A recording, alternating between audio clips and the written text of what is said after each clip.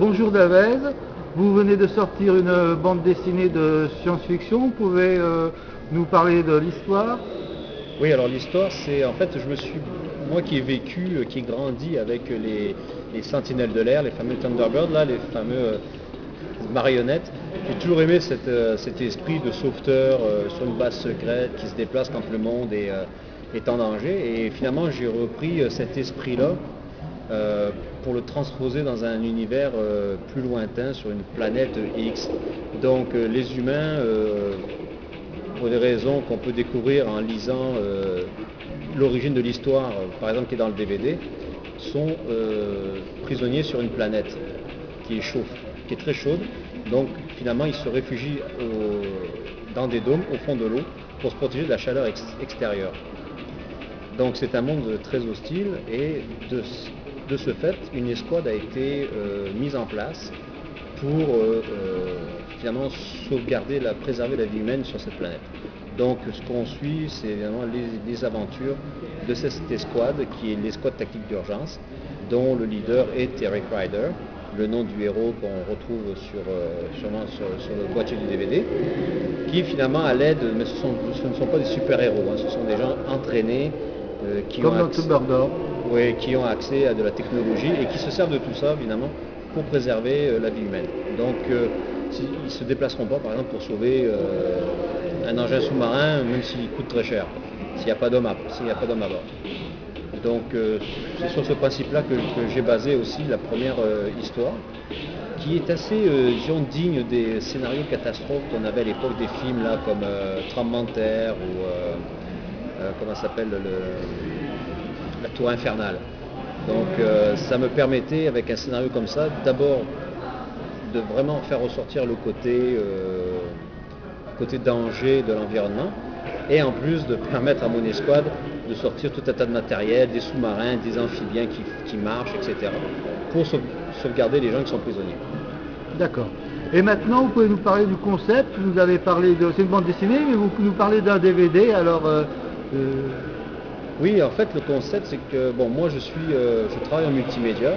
Donc, depuis des années, j'ai acquis des compétences techniques au niveau programmation, sonorisation, animation et design. Et je voulais faire un projet artistique en mélangeant ces compétences techniques et le dessin. Bon, j'ai toujours aimé la BD et je trouvais que la BD était finalement un bon médium pour faire ce mélange artistique et technologique. Alors, j'ai trouvé un dessinateur qui est Jean-Michel Rossignol, qui a embarqué avec moi dans le projet. Un dessinateur québécois. Vous êtes franco-canadien. Moi, en fait, je suis franco-canadien. Je suis né à Lyon, mais j'habite au Québec depuis 15 ans. Et la façon dont ça fonctionne maintenant, c'est vraiment comment je l'ai pensé en 2004.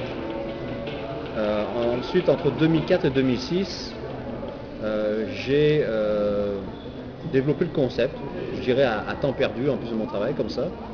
Développer le concept, premier scénario, et en 2006, à fin 2006 jusqu'à fin 2008, ça a été 2 ans de conception graphique.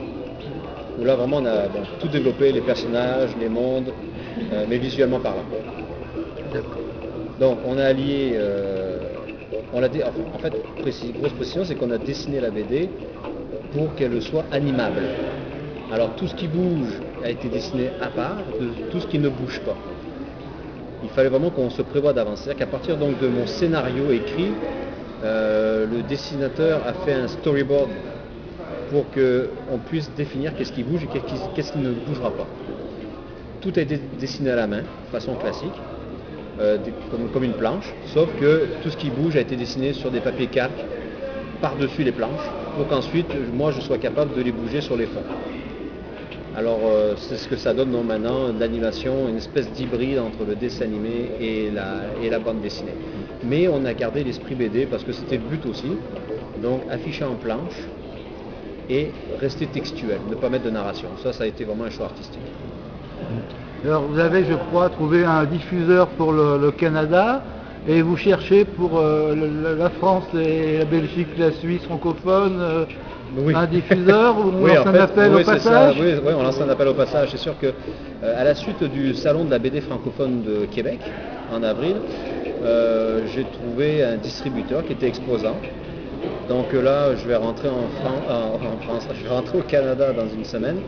Et donc là, on va signer le contrat. On s'est déjà entendu sur les termes avant que je parte. Donc on va avoir une distribution Québec d'abord et aussi Canada anglophone puisque dans les librairies que ce distributeur a, il y a Chapters, et Chapters c'est une compagnie anglophone. Donc je vais sûrement arriver dans le Canada anglais puisque le produit existe dans les deux langues. Et effectivement, le but de... Bon, j'étais en vacances ici, mais j'en profite de faire des conférences de presse, des salons du livre, et avec le but de trouver finalement un distributeur en France, effectivement. Eh ben, bonne chance et à bientôt dans d'autres salons en France. Ben oui, on va voir la réponse qu'on a, puis effectivement, on va peut-être pousser plus loin notre salon un autre jour.